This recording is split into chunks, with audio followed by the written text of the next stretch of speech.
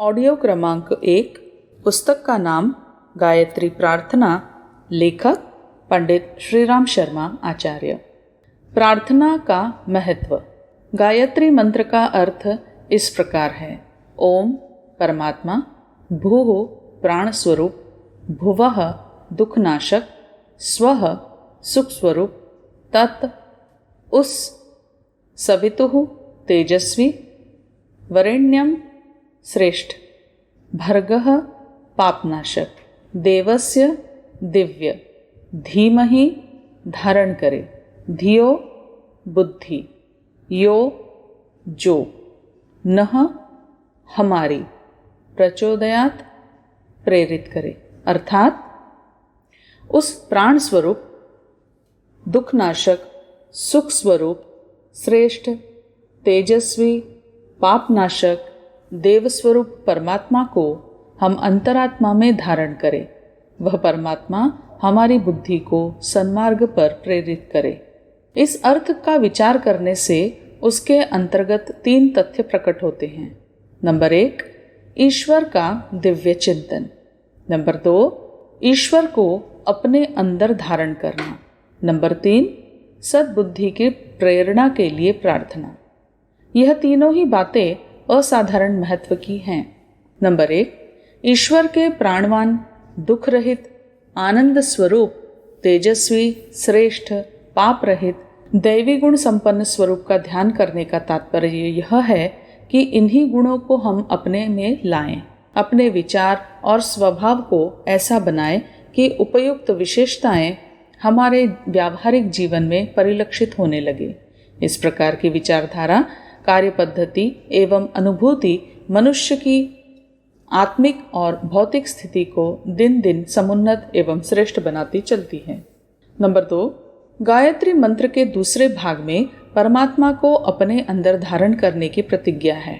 उस ब्रह्म, उस दिव्य गुण संपन्न परमात्मा को संसार के कण कण में व्याप्त देखने से मनुष्य को हर घड़ी ईश्वर दर्शन का आनंद प्राप्त होता रहता है और वह अपने को ईश्वर के निकट स्वर्गीय स्थिति में रहता हुआ अनुभव करता है।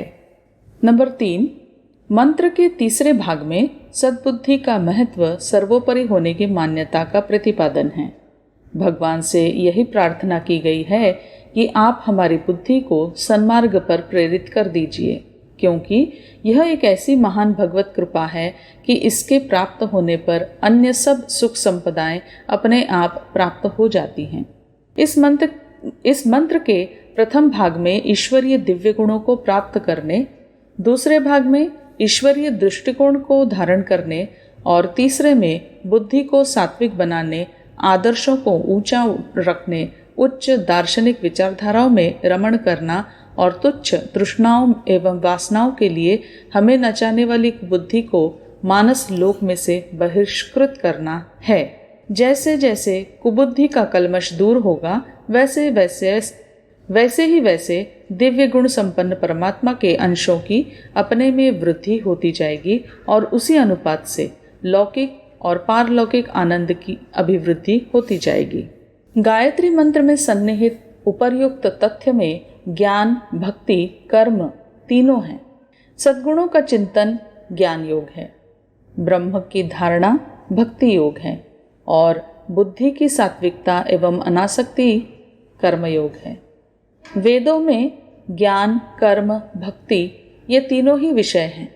गायत्री में बीज रूप से यह तीनों ही तथ्य सर्वांगीण ढंग से प्रतिपादित हैं। इन भावनाओं का एकांत में बैठकर नित्य अर्थ चिंतन करना चाहिए। यह ध्यान साधना मनन के लिए अति उपयोगी है। मनन के लिए 3 संकल्प नीचे दिए जाते हैं। इन संकल्पों को शांत चित्त से स्थिर आसन पर बैठकर नेत्र बंद रखकर मन ही मन दोहराना चाहिए और कल्पना शक्ति की सहायता से इन संकल्पों का ध्यान मनः क्षेत्र में भली प्रकार अंकित करना चाहिए। नंबर 1, परमात्मा का ही पवित्र अंश अविनाशी राजकुमार मैं आत्मा हूँ। परमात्मा प्राण स्वरूप है। मैं भी अपने को प्राणवान आत्मशक्ति संपन्न बनाऊंगा। प्रभु दुख रहित है, मैं दुखदायी मार्ग पर न चलूंगा। ईश्वर आनंद स्वरूप है, अपने जीवन को आनंद स्वरूप बनाना तथा दूसरों के आनंद में वृद्धि करना मेरा कर्तव्य है। भगवान तेजस्वी है, मैं भी निर्भीक, साहसी, वीर, पुरुषार्थी और प्रतिभावान बनूंगा। ब्रह्म श्रेष्ठ है, श्रेष्ठता, आदर्शवादिता एवं सिद्धांतमय जीवन नीति अपनाकर मैं भी श्रेष्ठ बनूंगा। जगदीश्वर निष्पाप है, मैं भी पापों से, कुविचारों और कुकर्मों से बचकर रहूंगा। ईश्वर दिव्य है, मैं भी अपने को दिव्य गुणों से सुसज्जित करूंगा। संसार को कुछ देते रहने की देव नीति अपनाऊंगा। इसी मार्ग पर चलने से मेरा मनुष्य जीवन सफल हो सकता है। नंबर 2, उपर्युक्त गुणों वाले परमात्मा को मैं अपने अंदर धारण करता हूँ। इस विश्व ब्रह्मांड के कण कण में प्रभु समाये हैं। वे मेरे चारों ओर, भीतर बाहर सर्वत्र फैले हुए हैं। मैं स्मरण करूंगा, उन्हीं के साथ हंसूंगा और खेलूंगा। वे ही मेरे चिर सहचर हैं। लोभ, मोह, वासना और तृष्णा का प्रलोभन दिखाकर पतन के गहरे गर्त में धकेल देने वाली दुर्बुद्धि से, माया से बचकर अपने को अंतर्यामी परमात्मा की शरण में सौंपता हूँ।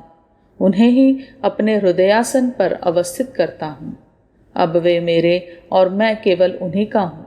ईश्वरीय आदर्शों का पालन करना और विश्व मानव परमात्मा की सेवा करना ही अब मेरा लक्ष्य रहेगा। नंबर 3, सद्बुद्धि से बढ़कर और कोई दैवी वरदान नहीं।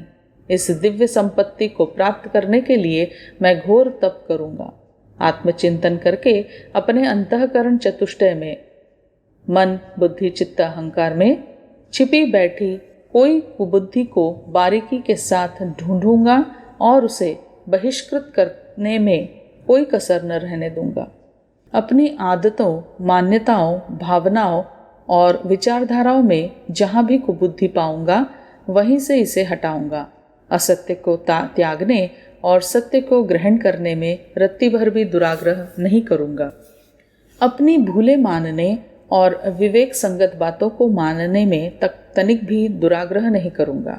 अपने स्वभाव, विचार और कर्मों की सफाई करना, सड़े गले कूड़े कचरे को हटाकर सत्य, शिव, सुंदर की भावना से अपनी मनोभूमि को सजाना है। अब मेरी पूजा पद्धति से प्रसन्न होकर भगवान मेरे अंतःकरण में निवास करेंगे, तब मैं उनकी कृपा से जीवन लक्ष्य को प्राप्त करने में सफल होऊंगा।